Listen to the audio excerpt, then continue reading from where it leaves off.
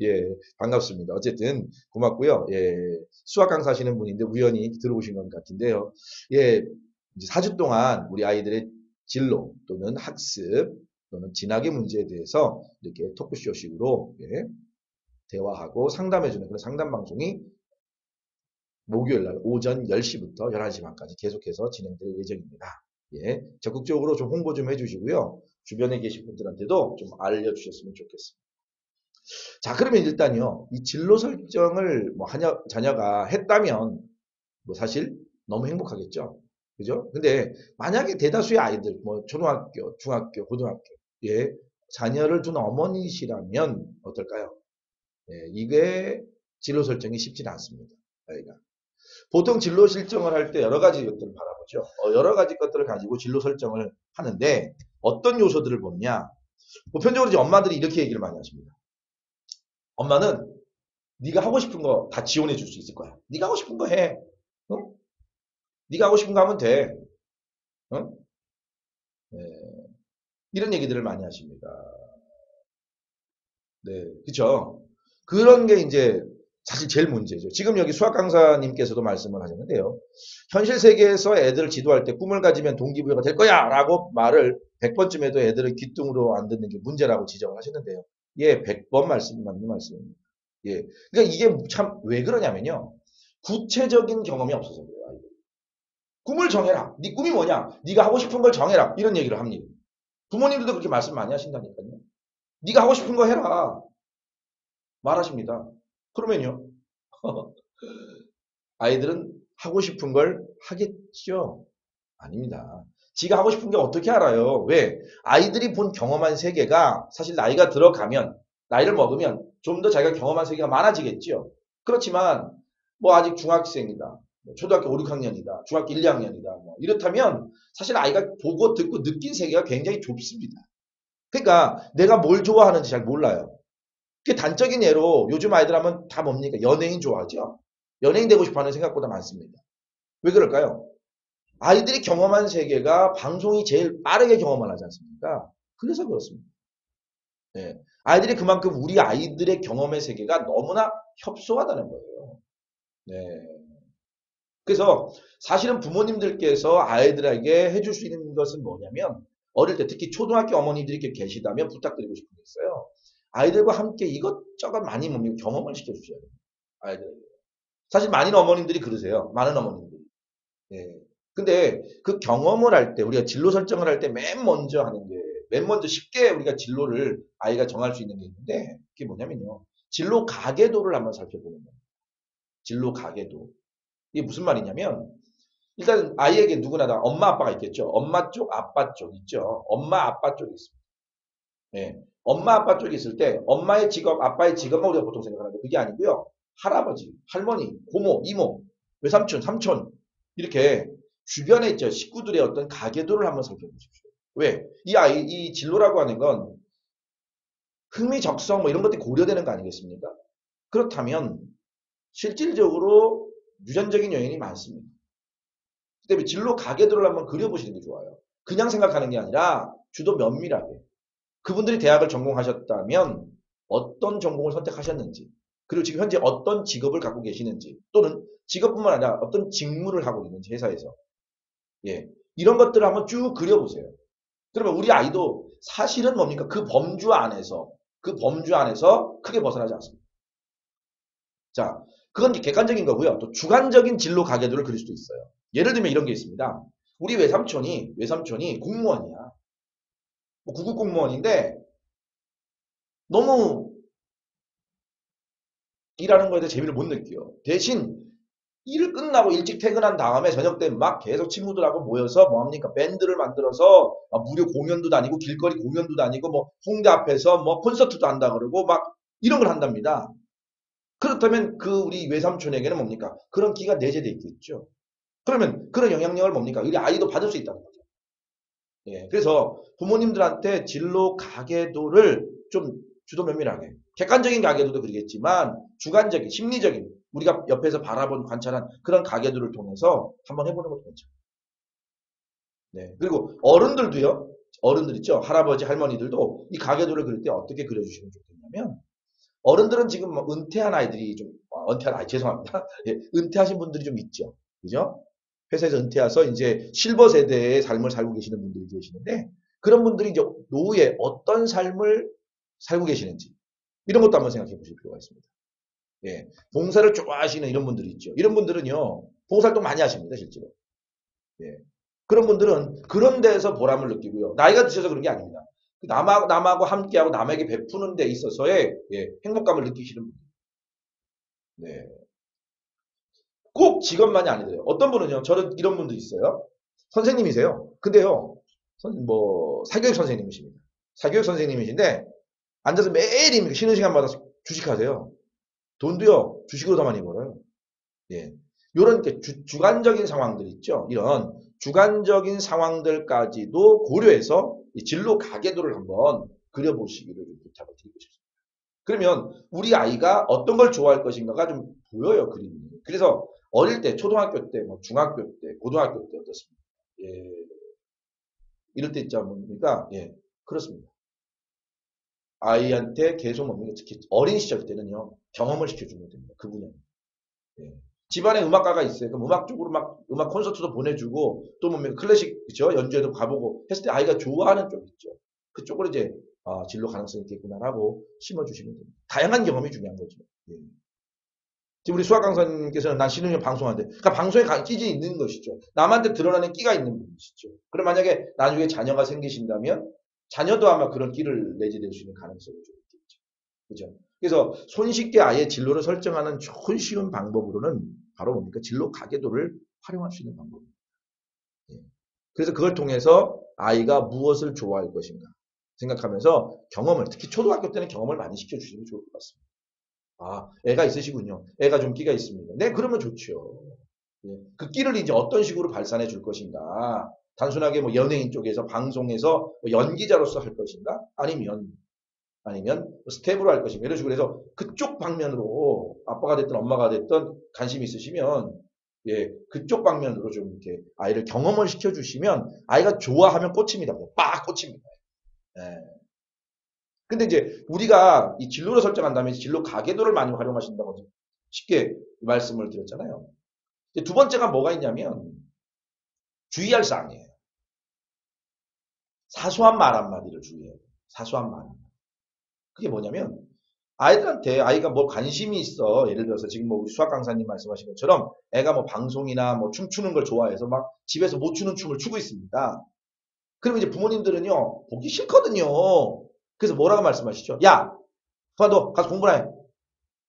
예. 이런 말씀들을 쉽게 하세요. 아주 쉽게 하세요. 예. 그러면 아이도요, 처음에는 한 번은 참아요. 두 번은 참아요. 세 번은 어떻습니까? 짜증나요, 이제. 안 하게 돼요. 그리고 애가 뭐라고 생각하냐면 나는 못하는구나. 예, 이런 생각을 할 수 있습니다. 예, 이런 사람 이렇게 될 가능성이 있죠. 예. 자, 그래서 그런 노력들을 좀 기울여 주실 필요성이 상당히 있다라고 생각합니다.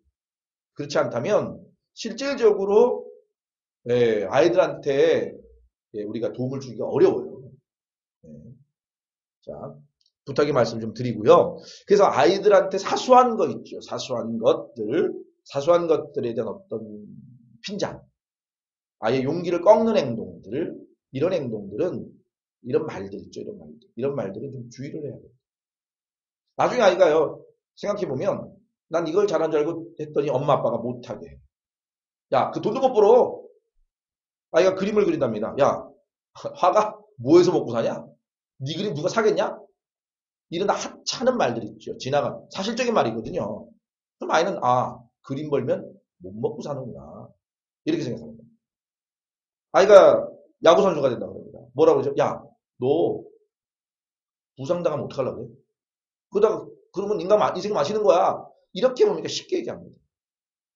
돈 버는 메이저리그 가는 야구 선수는 한두 살밖에 안 돼.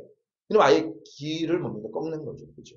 그러면서 아이한테 아이가 중학교 됐을 때 너 진로를 왜 못 정하? 어? 너 꿈이 없니? 넌 꿈이 뭐야? 내가 왜 꿈도 없냐? 이렇게 아이를 자꾸 깎아내린다는 거죠. 사실 우리가요, 어릴 때부터 우리 어른들도 기성세대들 교육을요, 이렇게 고압적인 교육, 강압적인 교육, 깔아뭉개는 교육을 굉장히 많이 받아왔습니다. 요즘 많이 좋아지긴 했지만 그래요. 특히 이제 그런 구습이 남아있는 곳이 교육 현장이에요. 교육 현장에서는 아이들을 윽박지르는 경우가 참 많아요. 예. 아이를 윽박지르고 아이들한테 뭡니까 오히려 예. 그렇게 행동들을 많이 합니다. 그러면서 아이들의 꿈은요 점점 뭡니까 이제 줄어들게 되는 그런 불상사가 생기게 되는 게 현실적인 얘기죠. 예. 부모가 되면 대부분 보수적으로 바뀐다. 뭐 당연한 얘기 아니겠습니까? 부모라면 아이에 대해서는 보수적이겠죠. 예, 뭐 정치관이라든지 뭐 다른 것들은 이런 것들은 뭐 개방적일 수 있고 진보적일 수 있고 그렇지만 실제로 부모가 자식에게는 보수적일 수밖에 없지만 그 보수적인 행동과 아이를 뭡니까 아이의 꿈을 또는 아이에게 핀잔을 주고 아이의 꿈을 꺾는 이런 것과는 좀 별개라는 거죠. 예. 그리고 더더욱 문제는요 부모가 보수적이기 때문에 보수적으로 아이한테 되는 게 아니라 그보다 더 문제는 뭐냐면요 우리 부모 세대가 직업에 대한 교육을 받아본 적이 없어요. 예. 경계를 좁히는 게 아니고요. 솔직히 인정하셔야 돼요. 우리 부모가 직업에 대해서 몰라요. 정말 몰라요. 그래서 사실 공교육에 계신 선생님들도 뵙고요. 또는요. 사교육에 계신 선생님들도 뵙고 또 진로 전문가들 이렇게 만나보면요. 부모 교육의 필요성을 상당히 많이 주장합니다. 실제로 이제 EBS에서도 보면 부모라는 프로그램도 있고요. 학부모가 참여하는 프로그램들이 상당히 많아요. 요즘. 왜? 부모가 사실은 뭡니까? 아이를 끌어가는 첫 번째 멘토거든요. 그 부모의 역할이 굉장히 중요한데 그 부모가 몰라요. 직업하면 뭡니까? 굉장히 몰라요. 직업의 세계. 정말 많은 직업들이 있고요. 또 직업의 세계가 되게 많이 바뀌어가잖아요. 이제 세상이 바뀌어간다. 알파고가 나오는 시대다. 이런 식의 얘기들을 우리가 충분히 할 수 있습니다. 왜? 언론에서, 방송에서 떠들고 주니까. 근데 우리가 공부할 시간이 없어요. 공부할 시간이 없어요. 네. 이 문제가 있는 거죠. 네. 그래서 실질적으로 부모가 직업에 대해서, 아니, 진로에 대해서 공부를 좀 해줘야 된다는 거죠.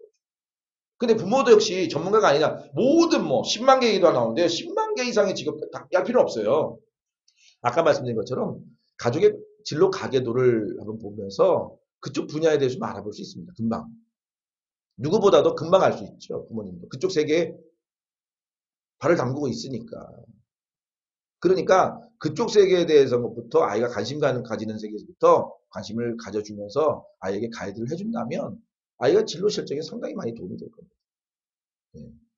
그 다음에 이제 어떻게 보면 이제 세 번째로 제가 말씀을 드린 건데 어떻게 보면 그런 게 있어요.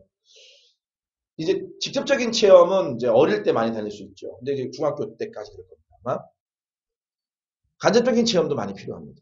그 간접적인 체험이라고 하는 건 역시 글을 읽는 거죠. 책을 읽는 겁니다. 책이라고 하는 것을 봤을 때 우리는 보통 뭡니까? 소설책이나 아니면 뭐 이런 것만 생각하죠. 사실 제일 좋은 게 신문을 보는 게 제일 좋습니다. 사실. 오늘도 신문을 보다 보니까 학생들의 학력 지수가 신문을 읽은 아이들과 안 읽은 아이들이 차이가 되게 많이 난다고 하더라고요. 예. 맞습니다. 실제로 아이들한테 뭡니까? 이 다양한 직업의 세계, 다양한 산업의 세계, 경제의 세계, 정치의 세계, 문화의 세계, 이런 것들이 다양하게 나와 있는 게 바로 신문입니다. 근데 요즘에요, 신문이 안 팔린대요. 경험을 안 시켜주는 거죠, 아이들. 신문을 이렇게 스크랩을 잘랄 필요는 없죠. 이게 접어가지고 이거 한번 읽어봐라. 이렇게 주시는 게 좋아요. 근데 인터넷이라는 게 있다는 거죠. 네이버가 있고요. 다음이 있어요. 검색하면 나옵니다. 근데 문제는요. 검색은 내가 좋아하는 거, 내 머릿속에 있는 것부터 한다는 거죠. 근데 활자로 찍힌 것은 넘기면서 어떻습니까? 내가 관심이 없는 분야도 보게 된다는 거죠. 보게 되면서 관심을 가지게 되는 거죠. 네. 그러니까 저는 오히려 신문 같은 거 있죠. 이런 거 신문이나 잡지 같은 걸 상당히 많이 봐요. 근데 지금 말씀이 있겠지만 실질적으로 어떤 일이 생깁니까? 신문 잡지가 다 폐간되고 있습니다. 웹진이나 웹신문이 그럴듯해요, 되게. 근데 역시 뭡니까? 검색해서 누르고 들어가야 되고요. 스마트폰으로 봐야 됩니다. 좁아요, 화면이. 대부분 다 스마트폰을 보거든요. 내가 진짜 관심 있고 내가 처음부터 좋아했던 게 아니라면 누가 이거 확대해서 봅니까? 그러니까 문제가 있게 되는 거죠. 사실 정말 아이들한테 보여줘야 될 부분들이 소설을 읽는 거 좋아요. 정형사쪽과 관련된 것도 읽는 거 좋습니다. 그러나 그 진로가 설정된 다음에 얘기고요. 진로가 설정되기 전에 실질적으로 도와줄 수 있는 부분은 네. 아이가 관심 있는 분야에 대해서 부모가 뭘 해줘야 되는 거죠? 예, 책을 읽게끔 도와주는 거예요. 책, 잡지, 신문. 제일 좋은 게 제가 신문이라고 말씀드렸습니다. 예, 신문입니다, 신문. 네. 그걸 통해서 다양한 세계를 경험해 보는 거죠. 신문에는요, 정말 다양한 것들이 많습니다. 저도 매일 아침마다 이 신문을 읽으면서 읽습니다. 특히 저는 이제 교육 전문가다 보니까 교육 섹션을 많이 예, 보는데 실질적으로 정말 도움되는 내용들이 정말 많습니다. 정말 많습니다. 우리 아이들이 읽었으면 좋겠다는 신문 기사들도 정말 많습니다. 예. 그런 것들을 뭡니까 우리는요. 예, 볼 수 있었으면 좋겠어요. 예. 슬프게도 아이들한테 정치적인 것들 있잖아요. 정치적인 이념이나 이런 것들이 막 반영된 것들은 되도록이면 보여주지 말고 내 정치관을 자꾸 아이한테 주입시키지 말고요. 예? 아이들한테 교육적인 면이라든지 또는 사회적인 면, 문화적인 면, 그죠? 경제적인 면 이런 것들을 아이들한테 경험을 자꾸 시켜주시면 아이들이 일단 보면 제일 중요한 게 독해력이 늘어요. 책 읽는 능력도 막 늘어요. 그러면 뭐가 생깁니까? 비판력과 분석력도 생기기 시작해요. 예. 그러면서 다양한 직업의 세계를 경험하게 되는 거죠. 간접적으로. 아주 바람직한 겁니다, 이거. 예. 근데 실질적으로 생각은 있는데 안 한다는 거죠. 왜? 부모가 안 읽어, 문제는. 부모가 안 읽어. 부모가 안 읽는다는 거예요. 책을 읽고 부모가 뭐예요? 열심히 한다면 충분히 뭡니까? 예, 가능성이 있어요. 변합니다. 아이가. 그리고 자신의 꿈을 찾게 돼 있습니다. 분명히 찾게 돼 있습니다.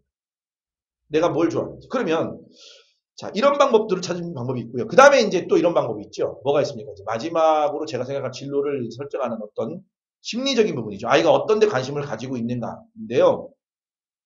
진로 심리 검사를 한번 해보는 거예요. 진로 심리 검사. 예. 굉장히 많은 심리 검사들이 있죠. 뭐 캐리어넷 같은 데도 있고요. 뭐 EBS 같은 데도 있습니다. 이런 게 있고요. 예, 많은 게 있습니다. 예. 그래서 심층적인 상담을 좀 받아보는 것도 나쁘지 않습니다. 이것도. 저희 진짜 공부연구소 때 그걸 하고 있긴 한데, 예, 심리검사도 필요합니다. 근데 아이가 너무 어리면 실질적으로 효과는 떨어져요. 아이가 너무 어리면. 그리고 아이가 하기 싫어하면 되게 효과가 떨어지는 건 사실입니다. 물론 이는 심리검사가 학교에서도 진행이 되죠. 예, 진행이 됩니다, 학교에서. 근데 보면 학교는 학교죠. 제가 거기까지 말씀을 드릴게요. 왜냐하면 단체다 보니까 학교는 학교일 수밖에 없습니다. 그 아이의 맞춤형으로 예, 뭔가가 이루어지지 않아요. 저렴한 것도 있습니다. 학원생들을 다 할 수 있는 저렴한 검사들도 있습니다. 예, 학교들도 굉장히 저렴한 검사예요. 예, 그래서 돈이 있으면이 아니라 돈이 없어도 되고요. 아니면 뭐 부모님들한테 설명해서 부모님들이 자발적으로 내게 해도 충분히 가능합니다. 그리고 전체 상담을 하는 거죠. 단체 상담. 학교에서도 단체 상담을 많이 해요. 어떻게 보는지 자기 결과지를 이렇게. 그래서 이건 제가 보기엔 굉장히 필요한 부분인 것 같아요. 그래서 학교들도 지금 예산에 의해서 하고 있는데 이 교육 예산이라는 게 참 많이 어려워요. 많이 내려오는 것도 없고 그래가지고 굉장히 어렵습니다. 저희 이제 진짜공부연구소에서도 몇 군데 학교에 이제 전체 검사를 들어가는데 야 이거 뭐 예산이 턱없이 모자라요. 뭐 사실 이거를 해야 되나 말아야 될 정도로 좀 허접하게 될 수밖에 없는 상황이 생길 수도 있더라고요. 가능한 한 최대한 애들한테 도움이 되게 도와주려고 하는데 그런 경우도 있더라고요. 예. 뭐 거기까지 말씀드리고 일단 이 심리 검사를 하게 되면 아이들의 예, 진로에 대한 방향성을 어느 정도 찾을 수가 있습니다. 그런데 이제 어릴 때는요, 초등학교 5학년, 6학년 정도까지 때는 뭐 쉽게 얘기하면 사춘기 전이죠. 까지는 아이가 부모님이나 가족의 영향들, 친척들의 영향을 좀 받는 경우가 많습니다. 본인이 진짜 좋아하는 것인지 아닌 것인지가 현실성이 조금 떨어질 수 있습니다. 다만 부모님의 입장이라면 뭘 찾을 수 있냐면 우리 아이의 진로가 관심 있는 분야가 어딘가는 찾아낼 수 있어요. 그래서 어디 부분을 진로에 대한 관심을 가지게끔 도와줄 것인가 이런 방향성 설정은 충분히 가능할 것 같아요. 네. 그리고 사춘기 지나서의 검사가 참 중요합니다. 그 무렵의 검사가 왜 중요하냐면 아이가 이제 자의식을 가지는 거거든요. 사춘기가 되면서 개인적인 자의식을 가지는 시기란 말이죠. 그런 시기면 어떨까요? 네. 그런 시기라면 네. 아이가 진짜 원하는 진로, 꿈 이런 것들의 방향성을 어느 정도 잡을 수는 있습니다. 그런데 이제 사춘기 이후에 정말 문제가 생기는 게 뭐냐면 정말 문제가 생기는 게 있어요. 아이의 꿈은 높아. 아이의 꿈은 되게 높아요. 되게 높아요. 그 다음에 뭐죠? 근데 문제는 뭐죠? 학습이 안 따라가요. 예. 공부가 안 따라가요. 너 꿈이 뭐니? 그랬더니 꿈이 의사가 되고 싶대요. 자, 근데요. 공부는 중학교 이제 2학년인데 공부는 참 못해요. 35명 중에 한 20몇 등. 그럼 가능할까요? 불가능하죠. 예. 성적으로 의대를 가는 건 불가능합니다. 그런 학생들한테는 뭡니까? 예. 다른 방향으로 진로를 좀 전환해 줘야 됩니다. 자양자, 우양우 이렇게 좀 바꿔줘야 돼요. 교정을 해줘야 될 필요성이 있죠. 아이한테. 예. 그렇지 않으면 어떻게 돼요? 아이가 금방 좌절해버려요. 그러니까 의료계에 일을 할 수 있도록 도와줘야지. 가이드를 해줘야 되죠.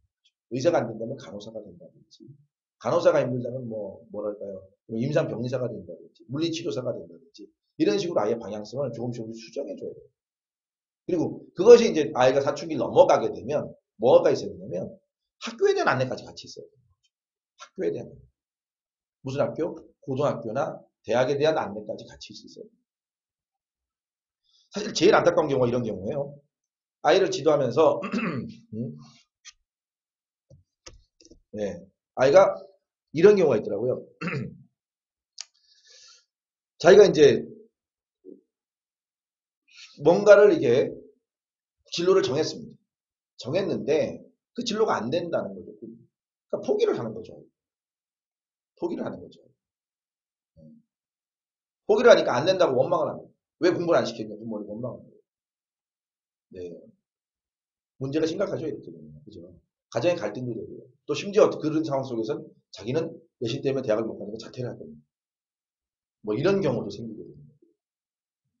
그럴듯해요. 굉장히 합리적이고요. 내신을 쥐어서 공부하면 의대를 갈 수 있을 것 같다. 생각을 합니다. 네. 그러면 뭡니까? 좀 다각도로 생각을 해야 되죠, 진로를요. 그죠? 아이가 진짜 의사가 되고 싶어 하는 것인가. 이런 것들을 생각해야 되고요. 네. 그렇다면 뭡니까? 외국 유학도 고민을 해볼 필요성이 있죠. 현재 한국에서는 의사 되는 게 힘드니까 외국 유학도 한번 생각해 볼 필요성이 있죠. 그죠? 외국은 우리나라보다 조금 더 편한 부분이 있죠.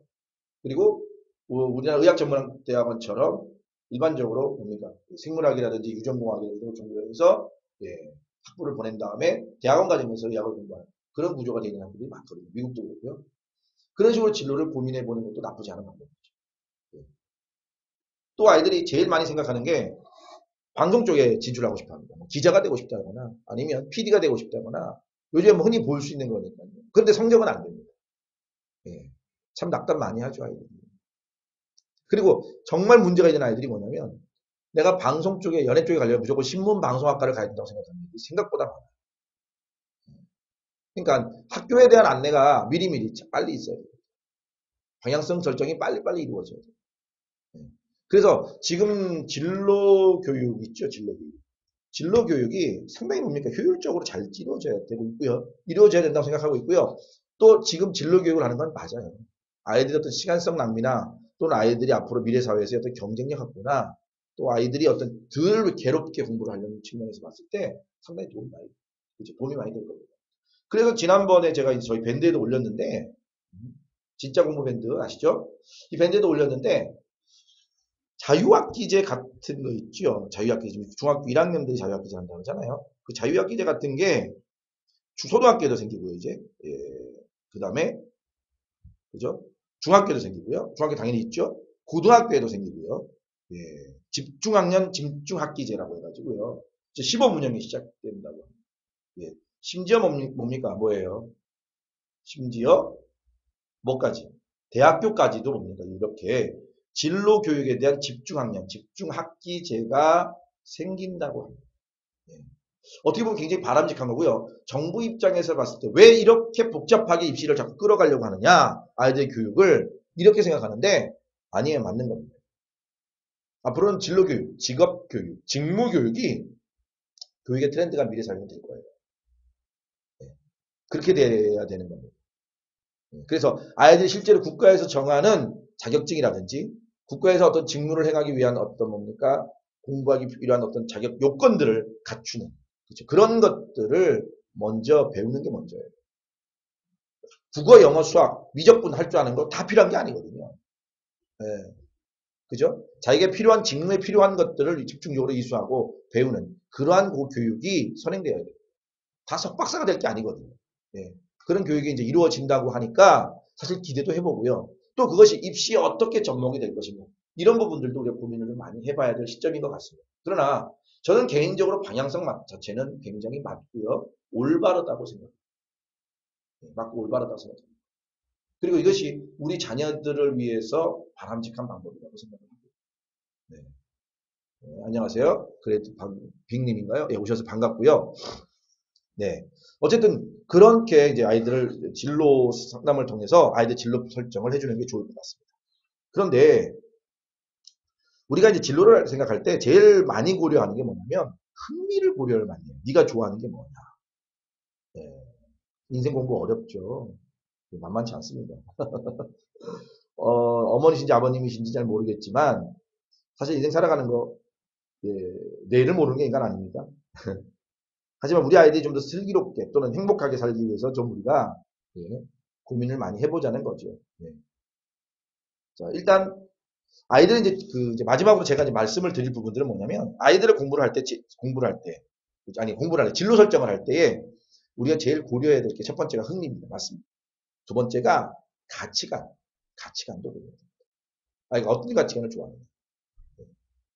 이제 세 번째로 고려할 게 뭐냐면 능력이에요. 그 아이가 갖고 있는 능력. 예. 흥미도 있습니다. 그쪽 세계 맞아요. 근데요, 뭐가 없어요? 능력이 부족해요. 그럼 못하는 거죠. 뭐 예를 들어서 아이가 많은 사람들을 위해서 희생하고 봉사하는 걸 좋아하는 가치관을 갖고 있습니다. 예. 그리고 그쪽 세계에 관심이 있습니다. 예를 들면 소방관이라고 칩시다. 관심이 있어요. 근데요, 아이가 신체적으로 좀 떨어져, 키도 작고 힘도 없고 그러면 어떻습니까? 안 되죠. 예. 그래서 능력도 필요하고요. 본인의 성격도 고려해야 됩니다. 성격. 그래서 다시 말씀드리지만 아이가 가지고 있는 능력, 가치관, 성격, 흥미 이런 거 있죠. 적성 이런 것들을 고려하셔야 돼요. 네, 고려해야 될 요소들입니다. 네.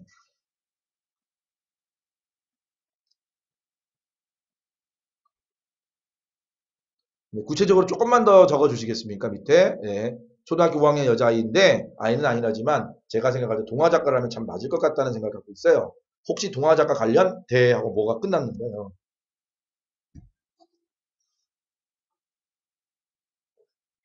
아니나 고등학교가 있을까요? 그랬습니다. 아이가 작가를 되기를 원하신다면 특성화 고등학교 쪽으로 생각하지 마시고 없습니다. 없고요. 예. 대학교를 보내시는 게 무난하죠. 대학교 때까지. 동화 작가라고 한다면 작가입니다. 작가. 그죠? 넓은 의미에서. 그래서 뭡니까? 어문학 계열로 공부를 시키시면 됩니다. 어문학 계열로요. 뭐 국어국문학과, 우리나라 작가이랑 국어국문학과 좋고요. 그 다음에 영어 영문학과도 괜찮고요. 중어 중문학과도 괜찮고 일어 일문학과도 괜찮습니다. 우리나라 뛰어난 작가들 중에서 예, 뭐 하는 분들도 많을까요? 그렇죠. 예, 국어국문학을 전공하지 않은 영문학을 전공한 시인들도 있고요. 있습니다. 네.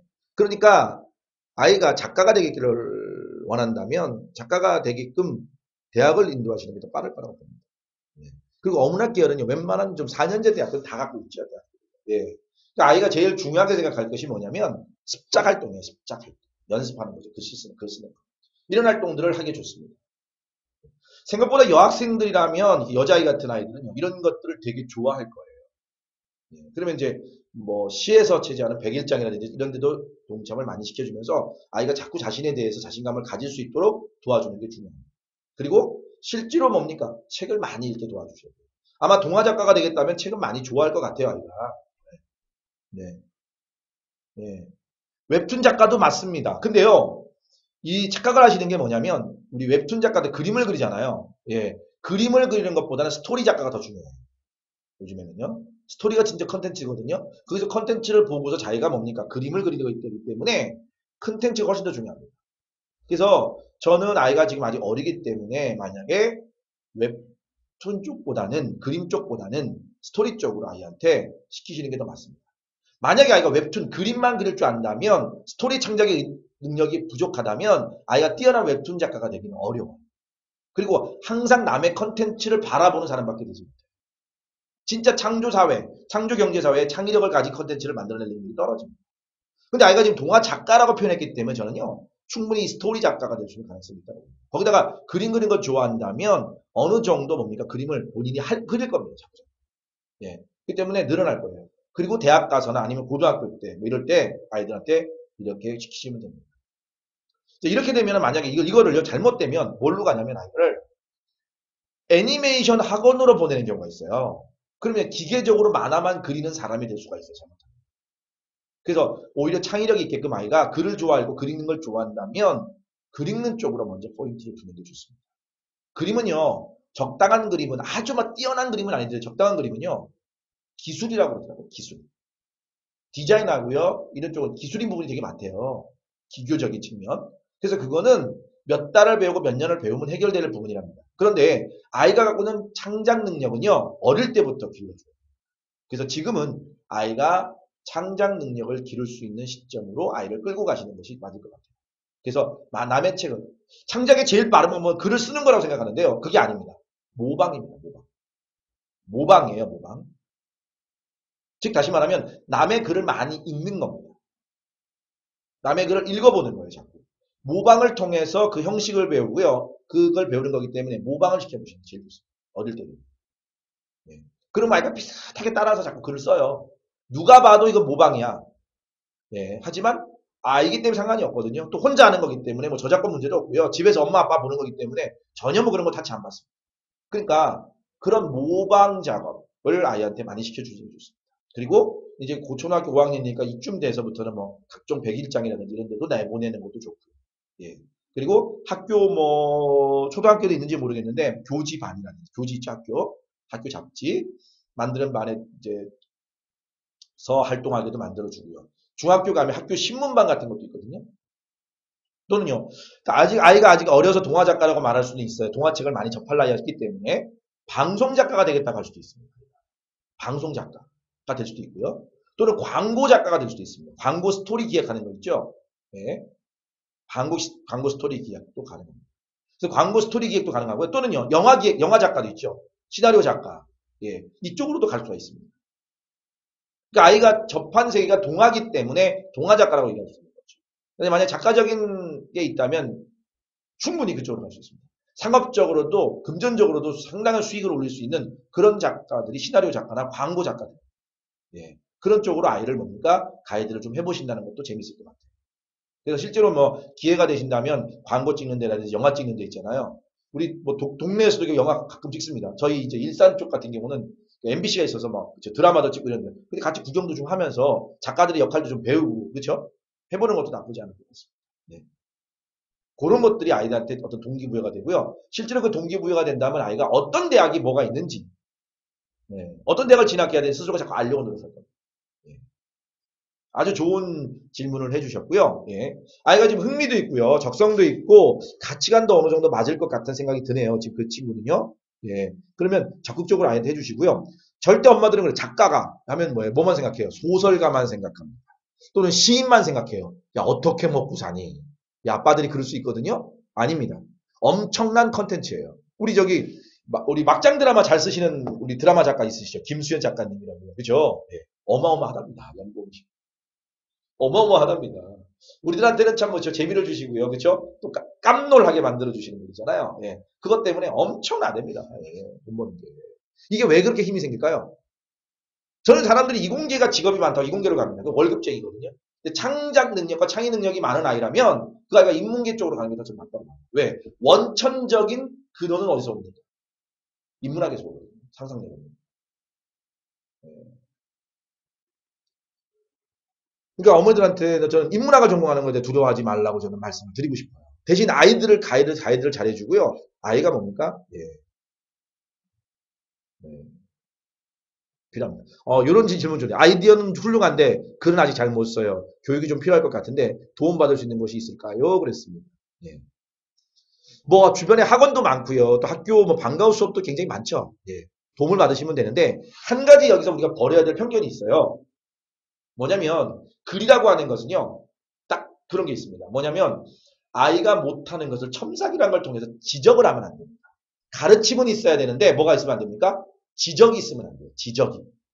그러니까 이걸 봤을 때 내가 지적당해가지고 내가 부끄러워하고 자꾸 주눅이 들게 만들면 안 된다는 거죠. 예. 근데 많은 논술학원들이 그런 경향이 좀 있어요. 그리고 강압적인 글읽기가 좀 많습니다. 논술학원들이. 부모한테 보여주기 위해서. 학원의 선택권은 초등학교, 중학교까지는 엄마가 갖고 있거든요. 그래서 엄마한테 보여주기 위해서 이번 주에 이만큼 두꺼운 책 한 권 다 읽었습니다. 그 책에 대한 부담감을 자꾸 주는 거죠. 그럼 책에 대한 부담감을 자꾸 주게 되면 책이 싫어져요, 나중에. 어른이 되면 책이 싫어질 수 있어요. 네. 그렇게 안 되게끔 하기 위해서, 네, 꼭 좀, 네, 꼭 좀 뭡니까? 아이가, 예, 그, 그리고 이런 것들 사적으로 나중에 물어주세요, 저한테. 네, 제가 아시는 분 같은데, 사적으로 물어주시면 제가 도움을 줄 수 있는 방법을 한번 찾아보도록 하겠습니다. 네. 아주 참 좋은 질문을 해주셔서 너무 감사드리고요. 자, 사실 상담방송은 우리 아이에 대한 얘기거든요. 아이에 대한. 사소한 것 같은데요. 사실 이 사소함이 큰 변화를 가져옵니다. 자, 오늘 방송 들으시는 분들이 많지는 않으신데요. 다음 주도 또 진행되니까 주변에 좀 지인들한테 좀 알려주세요. 돈 드는 것도 아니고요. 그죠? 알려주시면 다들 같이 공유하면서 제가 알고 있는 짧은 지식이지만, 짧은 어떤 경험이지만 어머니들한테 도움이 될 수 있는 그러한 길이 될 수 있을 것 같습니다. 네. 진로 설정은 상당히 중요한 부분입니다. 그리고 아이한테 뭡니까? 목적성을 주게 되고요. 학습 동기를 일으키는데 굉장히 큰 도움이 됩니다. 그래서 함께 동참해 주셨으면 좋겠다는 부탁의 말씀을 좀 드리고요. 진짜 부모님의 마음으로, 저도 부모입니다. 저도 아빠입니다. 아빠의 마음으로 아이가 어떻게 진로를 설정하고, 어떻게 공부를 해나가고, 어떻게 입시를 맞이했으면 좋겠느냐를 같이 고민하는 거예요. 진짜 공부연구소에서 함께 공부한다고 해서 무조건 뭐 대학 가고, 고등학교 입학하고 그러진 않습니다. 네, 그러진 않습니다. 그러니까 진짜 열심히 아이들을 돕는 쪽에서 입장에서 예, 돕도록 노력하겠습니다. 예, 아이캔 두인님은 굉장히 자주 우리 저기 찾아오시는 분이신데요. 인터넷 접속이 좀 불안전한가 봅니다. 네. 어쨌든 얘기가 좀 잘 풀리고 있는 것 같고요. 자, 다시 한번 말씀을 좀 드릴게요. 아이들이 가지고 있는 어떤 흥미라든지 적성, 가치관 이런 것들이 있죠. 예, 이런 것들을 뭡니까 우리가 같이 좀 뭡니까 고려해서 짜주셔야 된다는 겁니다. 예. 그래서 아이로 하여금 뭡니까? 가능성을 가지고서 예, 뭔가 도전할 수 있는 도전의식을 가질 수 있도록 돕는 것이 방법일 것 같아요. 그러면 당연히 뭡니까? 입시 부분도 해결이 돼요, 이게. 입시 부분도 해결이 되고요. 예, 아예 기본적인 뭐가 생깁니까? 자기 주도력이 생깁니다. 그럼 당연히 뭡니까? 학습도 하려고 노력을 하겠죠. 항상 이 진로 설정은 굉장한 타이밍이 중요합니다. 타이밍. 어마어마하게 중요하거든요. 그 타이밍 속에서 예, 뭔가가 이루어질 수 있어야 된다. 이런 생각을 저는 해봅니다. 자, 우리 아이들에 대한 얘기들이 있는데 우리 어머니들이 많이들 지금 뭐 들어왔다 나갔다 하시네요. 바쁘신가 봅니다. 예. 사실 이게 인터넷이다 보니까 좀 뭡니까 예, 개인적인 사정에 따라서 들어왔다 나갔다 얼마든지 할 수는 있죠. 그죠? 예. 하지만 좀 아이들을 돕는 부분이기 때문에 일주일에 1시간 정도는 좀 진지하게 좀 고민하면서 같이 동참을 해줬으면 좋겠다는 생각을 좀 해봅니다. 네. 자, 이제 진로가 설정이 됐습니다. 그죠? 아이가 진로가 설정이 되고, 그 다음에는 어떻게 할 것이냐, 이런 부분이죠. 예. 만약에 아이가 이제 어느 정도 진로의 윤곽을 잡았다라고 한다면, 그 다음 단계는 뭘 해야 될까요? 예. 그 부분에 대한 어떤 체험입니다, 체험. 경험이지요. 간접 경험이라도 하게 하는 겁니다. 예. 어, 실질적으로 아이가 뭡니까? 예. 뭐 의사가 되고 싶다. 의사를 얘기를 자꾸 하는데, 의사가 되고 싶다면 병원 같은 데 탐방도 해보는 거고요. 요양병원 같은 데 가서 봉사활동도 시켜보는 거고요. 통해서 본인이 진짜 생각했던 세계와 본인이 꿈꾸고 있는 세계가 어느 정도 일치하는가. 차이점은 뭐가 있는가를 자꾸 느끼게 해요. 예, 동화 작가가 되고 싶어 합니다, 아이가. 그렇다면 어떨까요? 예. 그 동화 작가로서 예, 아이가 할 수 있도록 실제로 뭡니까? 아까 말씀 학교 교지를 만든다든지 이런 식으로 뭡니까? 자꾸 참여할 수 있도록 아이한테 기회를 주는 거죠. 그게 뭡니까? 간접적인, 직접적인 경험이 되는 겁니다. 예. 자, 그러면 당연히 뭡니까? 진로 설정이 되면 입시 부분은 자연스럽게 해결이 넘어가는 겁니다. 스펙이라고 하는 것 자연스럽게 넘어가는 겁니다. 예. 그래서 실질적으로 그렇게 연습할 수 있도록 도와준다면 많은 도움이 될 겁니다. 그리고 이제 거기에 대학에 대한 어떤 가이드와 안내가 이루어진다면 대학 탐방 같은 것도 한번 해보는 것도 나쁘지 않죠. 예. 자기가 원하는 대학이 어느 학과 무슨 과다 뭐 그죠? 아이가 동화 작가가 되고 싶다면 뭐 고려대학교 국문과가 그죠? 작가들을 많이 배출하지 않습니까? 예. 그러면 이제 거기에 학교도 한번 캠퍼스 투어도 한번 해보고요. 부모님이랑 해도 좋고 친구들과 해도 좋고요. 해보는 겁니다. 해서 어디서 공부를 하는지도 가서 보는 거고요. 예. 이런 경험을 해보는 거죠. 예. 그래서 목적성, 학습 동기를 훨씬 더 많이 끌어올릴 수 있습니다. 그리고 실제로 이제 그 대학을 다니고 있는 언니나 오빠가 뭐 교회라든지 주변의 지인들 사이에 있다면 그렇다면 어떡합니까? 만나게 해주는 거죠. 어떻게 공부했는지, 어떤 과목이 제일 어려웠는지, 중학교 때는 어떻게 했는지, 고등학교 때는 어떻게 했는지 이런 목적의식이 쭉 로드맵이 짜지기 시작합니다. 예. 어떤 분들은 그래요. 저한테 진짜 공부연구소에서는 진로 로드맵을 짜주느냐. 뭐 짜줄 수는 있습니다. 근데 중요한 거는요. 저희가 타인에 의해서 이렇게 가는 게 좋겠어라고 짜지는 것은 형식적인 거예요. 틀이에요. 문서일 뿐이에요. 문서대로 아이가 살까요? 절대 못 삽니다. 그럼 어떻게 해야 아이가 그대로 살아갈까요? 진로 로드맵대로 본인이 짜야 됩니다. 아니, 본인의 머리에 그 그림이 그려져야 돼요. 쫙 아웃라인이 그려져야 돼요. 그 아웃라인을 그려가게 만들어주는 거예요. 전부. 그리고 그 아웃라인이 점점 선명해져 가는 거예요. 뚜렷해져 가는 거죠. 가능성이 보여야 되는 거죠. 한 계단 한 계단 밟아가면서. 그게 훨씬 더 중요합니다. 예. 큰 목적지는 정하되 그 다음에 뭡니까? 네. 아이가 한 계단 한 계단, 그 다음 계단, 그 다음 계단, 그 다음 계단을 알아가는 과정들을 만들어주는 것이 굉장히 필요하죠. 예. 그렇다면 아이는 분명히 뭡니까? 이 진로대로, 이 로드맵대로, 그죠? 커리어 패스대로 아이는 뭡니까? 자신의 길을 걸어가게 됩니다. 생각보다 어렵지 않아요. 오히려 그런 진로 로드맵보다는요, 뭡니까? 예. 본인의 뭡니까? 좌우명 같은 거 있죠, 좌우명. 이런 것들을 하나 딱 설정하는 게 좋아요. 나는 뭡니까? 뭐가 되겠다라는 이런 신념이나 이런 확신의 말들을 책상에 하나 크게 만들어서 붙여놓는 것들이 필요합니다. 예전에 뭐 우리나라 대통령분들도 그런 것들을 벽 앞에 붙여놨다고 하잖아요. 그런 것처럼 아이에게 그런 좌우명 같은 거, 본인이 지켜야 될 금원 같은 것들을 딱 뭡니까? 앞에다가 박아놓고 아이가 노력을 한다면 분명히 뭡니까? 아이의 목적성은 뛰어나게. 그리고 실제로 공부하는 기술들은 굉장히 많이 늘어날 거라고.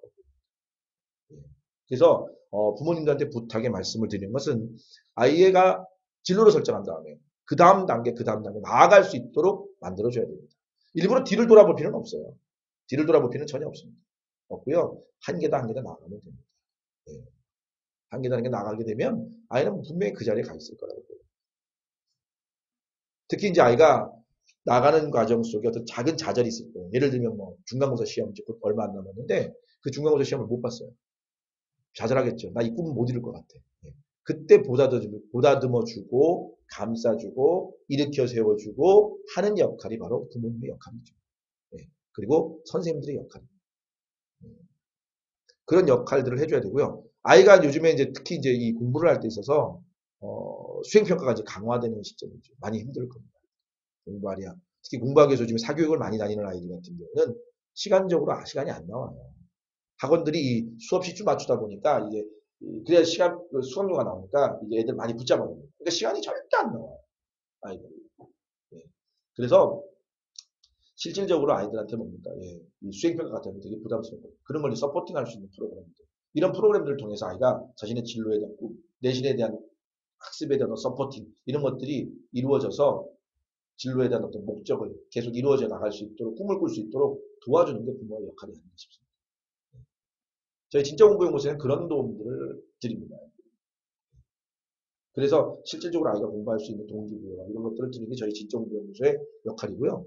우리 부모님들이 그런 역할을 해주셔야 되는데 사실 뭐 맞벌이도 많이 하시고 개인적인 일도 되게 많이 바쁘시잖아요. 네. 그래서 좀 힘든 부분들이 있습니다.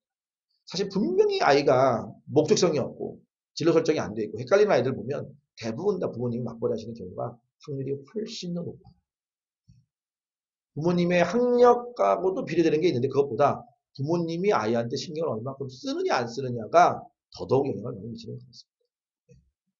자, 오늘은요 진로 설정에 대해서 오늘 한번 얘기를 해봤고요. 몇 분들한테 질문도 좀 받았습니다. 혹시 마지막으로 질문이 있으면 한 분 정도의 질문을 좀 받고요. 네. 없으시면 오늘 방송은 마무리 짓도록 하겠는데요. 네. 자, 뭐 편하게 질문을 해주셨으면 감사하겠습니다.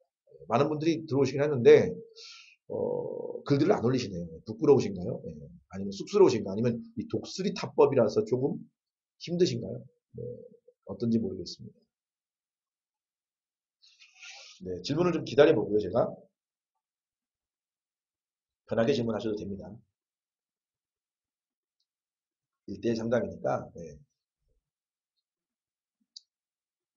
조금은 이 전송 속도 때문에 조금은 뭡니까? 예, 조금 시간이 걸리네요, 보니까.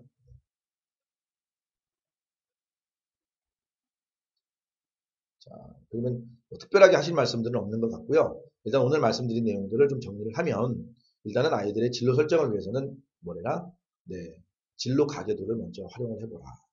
객관적인 측면도 보지만, 직업적인 측면도 보지만, 그분의 어떤 뭐 과거의 모습이다, 미래의 모습이다, 아니면 뭐 취미활동 이런 것들까지 좀 고려해 보시면 우리 아이의 진로의 부분에 대해서 어느 정도 힌트를 얻을 수 있을 것이다 라고 말씀을 드렸습니다. 그 다음에 이제 간접 체험을 좀 많이 시켜봐라는 얘기도 말씀을 드렸고요. 간접 체험. 네. 특히 뭡니까? 신문이라든지 이런 것들을 통해서 아이들은 체험을 좀 시켜달라는 말씀을 드렸고요. 또 필요할 때는 진로 검사라는 것도 있다라고 말씀을 드렸습니다. 그리고 단순하게 아이가 뭘 좋아하느냐만 볼 것이 아니라 모든 것을 아이에게 맡겨둘 것이 아니라 부모님께서 흥미라든지 아이의 가치가 되는 적성, 능력 이런 것들까지 전체적으로 고려해서 네, 아이에게 맞는 직업인지 아닌지를 판단해 달라라는 말씀도 좀 드렸습니다. 그리고 진로가 어느 정도 설정이 되고 난 다음에는 그 아이가 나아가야 될 방향들이 있죠. 방향들의 한 계단 한 계단을 짚어가는 겁니다. 뒤를 돌아볼 필요는 없다. 그래서 아이가 그 다음 단계를 순조롭게 나갈 수 있도록 가이드해 나가는 과정이 굉장히 필요하다고 말씀을 드렸습니다. 예. 어려운 점이나 힘든 점이 있으시면 언제든지 질문해 주시고요. 예.